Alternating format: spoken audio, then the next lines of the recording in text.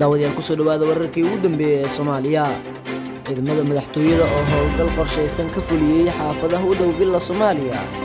Xog qorshe lagu kordhinayo ciidanka laga qaybiyay Haram Cad oo si hoose ugu socda Muqdisho. Maxaa ka jira in dowladda Kenya lagala wareegayo dekedda Mombasa? Puntland oo howlgal ku dishay xubno ka tirsan Al-Shabaab. iyo wasiir xildhibay oo la kulmay ra'iisul wasaaraha dalka Qatar. haddii aynu ku bilowno ciidamada ilaalada ee ka howlgala xarunta madaxtooyada ee loo yaqaan Kofi Casta ayaa xalay saqdhexe howlgal qorsheysan ka fuliyay xaafada ku dhow Villa Soomaaliya. wararka ayaa sheegaya in si gaar ah howlgalka loogu qaaday degmooyinka Warta Nabadda iyo Boondheere gaar ahaan guryo ku dhow dhismaha madaxtooyada.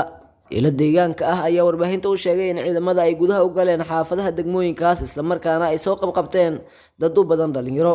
sidoo kale wararka ayaa intaasi ku daraya in dhalinyaradaasi la isugu keenay hal goob kadibna lagu sameeyay baaris iyadoo qaarkood la sii daayay kuwo kalena la xiray. ilaa hadda ma cadda waxa uu ahaa bartilmaameedka howlgalkan, balse wararka qaar ayaa sheegaya in ujeedka howlgalka uu ahaa mid lagu xaqiijinayo ammaanka. maalmihii lasoo dhaafay ciidamada dowladda gaar ahaan kuwa booliiska ayaa kordhiyay howlgallada lagu xaqiijinayo amniga magaalada Muqdisho oo ay ka dhacayeen falalidii ku ah amniga, waxaana ugu dambeeyay weerarkii lagu qaaday xerada Xalane. markaan haddaynu eegno qorshe lagu kordhinayo ciidanka laga qayliyay ee Haram Cad oo si hoose ugu socda Muqdisho. dugsiga tababarka ciidanka booliiska Soomaaliyeed ee General Kahiye oo ku yaala magaalada Muqdisho waxaa todobaadyadii lasoo dhaafay ka bilowday abaabulka dhalinyaro hor leh oo lagu biirinayo ciidanka booliiska gaarka ee Haram Cad. dhalinyarada qoranaysa ciidankaas ayaa maalin kasta xaadirta dugsiga General Kahiye, waxaana qoritaanka ciidankaas barbar socda tababar maalin kasta gudaha dugsiga lagu siiyo intii loo qaatay inay ka mid noqdaan Haram Cad. saraakiil ciidan ah ayaa warbaahinta u xaqiijiyay in howshani uu gacanta ku hayo taliyaha Haram Cad Farxan Qarole, isla markaana uu qoritaanka ciidankaas si ku meel gaar ah ugu bilowday xerada General Kahiye oo ku taala degmada Xamar Jajab ee gobolka Banaadir. sarkaal u waramay warbaahinta ayaa muujiyay shaki la xiriira sababta xilligan ku soo beegay qoritaanka ciidankan ku biiray Haram Cad iyo hanaanka loo wajahayo dhismahooda. ciidanka hadda howlgala ee Haram Cad waxaa tiradooda lagu qiyaasaa 900, waxaana tababaray Turkiga, waxaana hogaamiyay sarkaal lagu magacaabo Farxan Qarole, waxaana hanaanka ay u howlgalaan walaac badan ka muujiyay madaxda maamul goboleedyada qaar iyo midowga musharaxiinta xilka madaxweynaha Soomaaliya. sidoo kale saraakiisha aan wareysanay waxay inoo muujiyeen inuu jiro madmadow iyo daahfurnaan la'aan badan oo ka dhex muuqata qorshaha lagu kordhinayo ciidanka booliiska gaarka Haram Cad oo marar badan lagu xagliyay in xukuumadda madaxweyne Farmaajo ay si gaar ah ugu adeegto. ciidanka Haram Cad ayaa tan iyo markii lagu wareejiyay dowladda Soomaaliya waxa ay ka howlgaleen Muqdisho iyo qaar ka mid ah gobolada dalka, waxaana magaalooyinka la geeyay ka mid ah Jowhar oo ay bilo ka hor ka dhacday doorashadii Cali Cabdullaahi Xuseen Cali Guudlaabe, balladweyne loo diiday inuu tago Cali Guudlaabe. Dhuuso Mareeb oo ay ilaaladii hoggaanka ahlu sunna kula dagaalameen iyo magaalooyin kale. habka ay u fuliyaan howlgallada iyo siyaasadda lagu maamulo ciidanka Haram Cad ayaa shaki iyo walwal badan ku abuurtay mucaaradka dowladda haatan muddaxileedkeedu dhammaaday iyo qaar ka mid ah madaxda maamul goboleedyada dalka. golaha midowga musharaxiinta oo dhowaan awood ciidan loogu fashiliyay banaanbax nabadeed oo ay soo abaabuleen ayaa Turkiga ugu dacwooday qaabka ay dowladda federaalka u adeegsanayso ciidanka uu tababaray ee Gorgor iyo sidoo kale Haram Cad.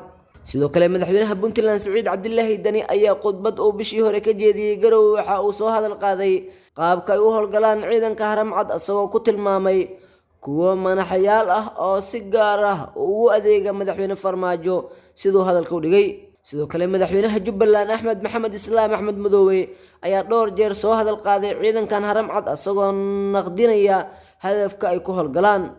Haram Cad inta badan waxaa hadda loo dira oo ay ka howlgalaan goobaha ay ka taagan yihiin xaaladaha adag sida weerarada argagixisada. sidoo kale waayihii dambe ciidamo ka tirsan cutubkan waxay sugayeen ammaanka injineeradii shaqaalaha dhisayo laamiga gabagabada ah ee Muqdisho iyo Afgooye. Al-Shabaab ayaa intii uu socday dhismaha laamigaasi waxay geysteen weeraro badan oo ay ku baxeen askar, injineero, shaqaale kale iyo shacab intaba, balse waxaa Haram Cad lagu amaanaa in waayihii dambe ay aad u xakameeyeen weeraradii halkaasi ka dhici jiray. Kenya haddana aadnana dowladda Kenya ayaa markii ugu horeysay beenisay warar isa soo tarayay oo sheegayay in qarka ay u saaran tahay inay lumiso dekedda weyn ee Mombasa, isla markaana uu kala wareegayo Shiinaha. wasiirka maaliyadda Kenya ayaa arrintaasi wax kama jiraan ku sheegay isagoona meesha ka saaray in dowladda Shiinaha ay kala wareegayso dekedda weyn ee Mombasa sabab la xiriirta deemo uu ku leeyahay Shiinaha oo dhistay mashruuc qadka tareenka ah. Yaratani ayaa sidoo kale waxa uu wax kama jiraan oo marin habaabin ah ku tilmaamay wararka sheegaya in Kenya ay deymaha Shiinaha isaga bixinayso dekeddaasi iyada oo meesha loogu saaray gabi ahaanba halista ah in Shiinaha ama dal kale uu la wareegayo dekedda Kenya. waxa uu intaasi ku daray in deynta tareenka Shiinaha aanay lagu bixin karin lacag kale oo ay bixinayaan hay'ado kale iyadoo uusan ansixin baarlamaanka. Hadalkan ayaa imaanaya iyadoo maalintii shalay uu wargeys maxalli ah ku waramay in Shiinaha uu la wareegi karo dekedda weyn ee Mombasa haddii dowladda Kenya ay ku guuldareysato inay iska bixiso deynta Shiinaha oo lagu sheegay inay gaarayso 3.2 bilyan oo dollarka Mareykanka ah. dhanka kalena haddaan eegno wasiirka amniga xukuumadda Soomaaliya Xasan Xundwe Jimcaale oo ku sugan Dooxa ayaa la kulmay ra'iisul wasaaraha Qatar ahna wasiirka arrimaha dibadda dalkaasi Sheikh Khalid bin Khalifa. labada mas'uul oo yeeshay kulan saacado badan qaatay ayaa ka wada hadlay arrimo ku aadan xoojinta xiriirka labada dal ee Soomaaliya iyo Qatar. wasiir Xundwe oo kulanka ka hadlay ayaa ugu mahadceliyay Qatar taageerada joogtada ah ee ay siiso dowladda federaalka Soomaaliya iyo shacabka Soomaaliyeed.